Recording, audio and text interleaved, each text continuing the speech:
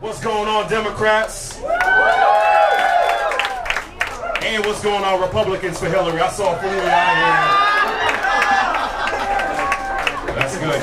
You'll feel better about it. You'll feel better about it.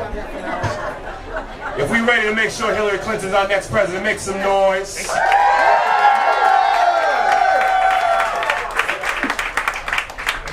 So this is a family reunion of many sorts. For those that I may be meeting for the first time, my name is Michael Blake. I'm born and raised in the Bronx, New York. I have the honor of being Assemblyman of the South Bronx, and I'm an OFA alum. We are part of the OFA family. And we have to understand that we have a responsibility to make sure that if you want to be a part of something special, legacy doesn't just happen by electing one person. Legacy happens by sustaining that momentum. Legacy happens from the friendships that you build and the relationships that you have along the way. I'm here in large part because OFA had my back when a lot of people weren't with me. To Steve Abramson, who is like a brother in the movement, Steve was out there early in the morning when we were collecting petitions, 7:30 in the morning, when people didn't want to believe in the campaign that I was trying to run, when they were trying to tear us down. Steve was there with me every single day, making sure that we made this happen. Kate Stevens was our field director, making sure that we continue to build what was happening in our campaign. I don't see Aaron Carr here tonight, but we had Renee Spellman and Aaron Carr, both folks who had spent time building things up for the Obama operation, and then we made sure that we were able to get elected 2 years ago. But allow me very briefly to give you my personal story and why this is important for me. In 2005, when I was working at a TV station trying to figure out how to give back and how to be involved, when I was living in Chicago, I started interning for a state senator named Jeff Schoenberg. And a woman walked in and she said, if you don't help me, I'm going to lose my house. And we had 1 week to help her. And it was personal for me because my mom was homeless in Jamaica, and many times we had to sell rent just to keep our house, sell dinner just to keep our rent, keep our house in the Bronx. We were able to keep our home, and so I was able to have that conversation with her. We did everything we could to make sure she kept her home. She came back, she said thank you, and that was a turning point for me. So I applied for many jobs at that point, and I applied for a job to be the political director for Unite Here to represent hotel and restaurant employees in Chicago. First interview happened, second interview that happened, third interview that then happened. And in that third interview, the president of the company, Henry Tamron, said, my son Nate Tamron is starting this program called Yes We Can. And in 2006, I was one of 10 people that was selected for the inaugural program, Yes We Can, when then Senator Obama was training young people to get involved in elections, to believe in us and say to us that, you know, I want you to be a part of this process. He was the same one that gave me a chance to go to Iowa for the Iowa caucus to be the director of constituency outreach. 10 more months after that, 7 additional states had a chance to be in the election for 20 months, served the inauguration, then went to the White House for 2.5 years as the director of African American Outreach and Minority Business Outreach. But then I went back to the 2012 campaign because David Plouffe said something to me that was very direct and very clear. He said, we will never forgive ourselves, and you will never forgive yourself if you're sitting here and we lose. So the once-in-a-lifetime opportunity I had to work at the White House, I left to go on the 2012 campaign because I refused to allow someone else to control our destiny. Yeah.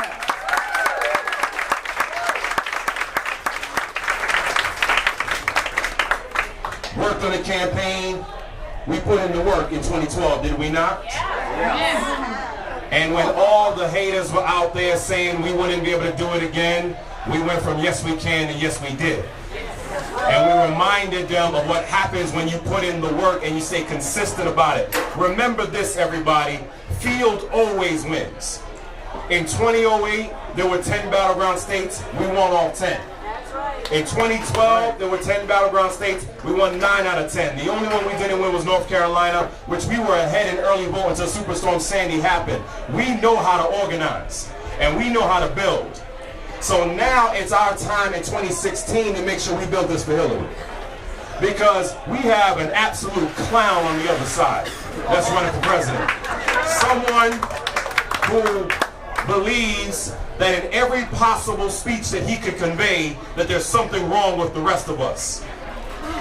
That he wants to tell Mexicans that they're rapists. He wants to tell women, look at that face. He wants to tell black people what could be possible for you, what could be worse for you. He wants to tell every possible community what's wrong. But we have to make sure we inspire people to remind them what's right. That's right. We got to remind them what's good in this country. It's personal for me when I think about Secretary Hillary Clinton. Hillary Clinton, when she was a senator, she's the reason why we have the Eagle Academy in the Bronx. That made it a point to go from the Bronx to all the other boroughs throughout New York City and now to Newark, which Eagle has the greatest graduation rate of any school in New York for black and Latino young men. It happened because of Hillary Clinton. Yeah. When we talk about all that we did for ACA, the Affordable Care Act, which was historic, make sure we don't forget all that Hillary did to make sure that we had CHIP, so that children can have a chance in the first place. We cannot ignore what allowed us to get here in these conversations, because you have someone in Donald Trump who is saying very clearly, we're going to go backwards. Well, you know what? I refuse to go backwards. I refuse to allow us to take that step back. I refuse to allow that to be the case. Think about what happens when you put in the work and when you stay consistent. Just this week, lie after lie after lie that Donald Trump has told. Now the latest one came out where he seemed to have amnesia about $68,000 that was spent in an embargo against Cuba. Still decided to do it anyway because it's only about Donald Trump. It's not about the country for him. So for all of you that are sitting on the sidelines saying it doesn't really matter, we can just keep going, you will mess around and wake up the next day wondering what happened. I refuse to do that. That's why I'm here tonight.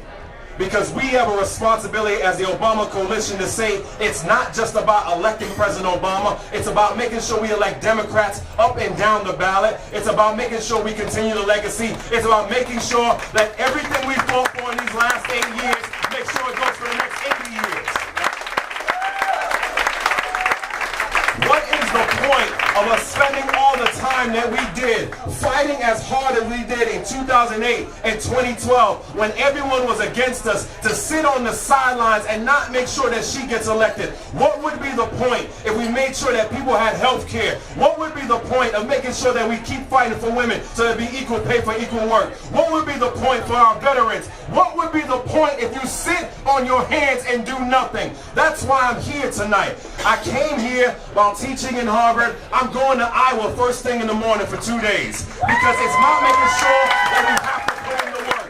Then after Iowa, we're going to make sure we're organizing and mobilizing after that. I just signed up to go down to Florida to say, what can we do in Florida? I'm going to be in North Carolina at the end of this month because we have to stand up for early vote. Why? Because if you read Politico today, we already had an early vote in the battleground states because we put in the work. Something happens when the coalition stands up.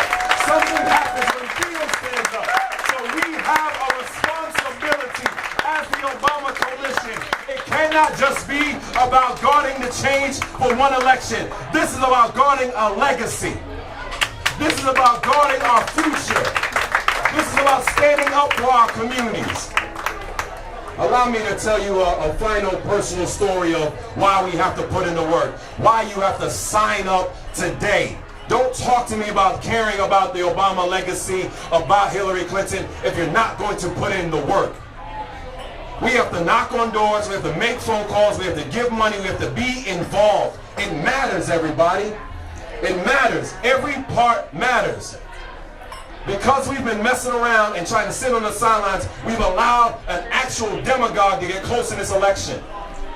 We cannot allow Donald Trump to win, period. Period. I say this all the time. I've been with President Obama from 2006 till now. Not once did I ever believe, despite how I disagreed with the policies of John McCain and Mitt Romney, not once did I ever believe that they couldn't be qualified to be president. Not once did I ever believe that they could potentially destroy the future of this country. Not once was I ever truly scared of the direction of the country if they were to win. There is no way you can listen to Donald Trump and try to then tell me that you are not terrified of what could happen in this country and in this world if he became president. Stop with this noise right now of sitting on the sidelines. Stop making excuses about how busy we are. The reality is, she served with us as Secretary of State. Now it's our turn to serve her to make sure she's President of the United States.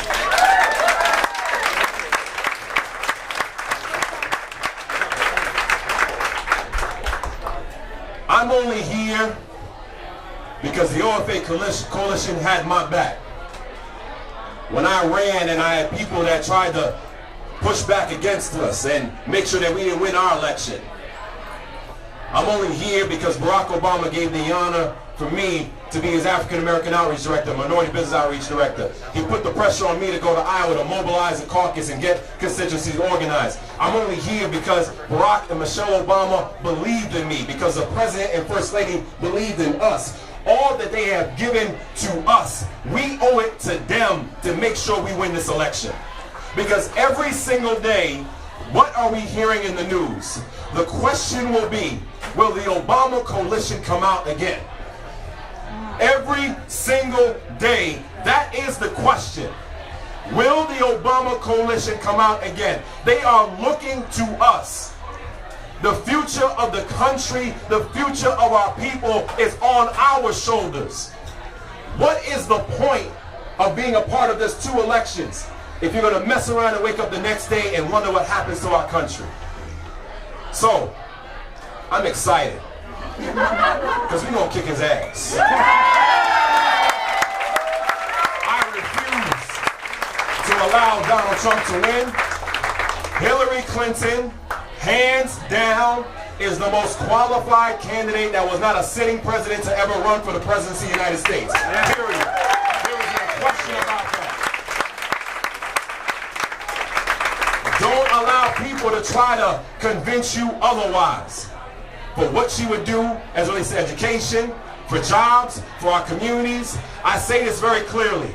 You have one candidate in Hillary Clinton where her first speech on this campaign was talking about criminal justice reform. You have another candidate in Donald Trump who believes stop and frisk can be the policy across this country. You have one candidate in Hillary Clinton that is saying we need to empower our young women and girls. You have someone in Donald Trump that is saying look at that face and Miss Universe, and had the audacity to start a 3 a.m. Twitter rant on Today to try to speak against women. You have one candidate in Hillary Clinton who traveled for 128 countries to stand up for us. You have another one who gets scared by 140 characters in a tweet. This is why you gotta stand up right now and do something. And stand up and knock on doors and make phone calls and do not stop until Hillary Clinton is the 45th president of the United States. Let's go.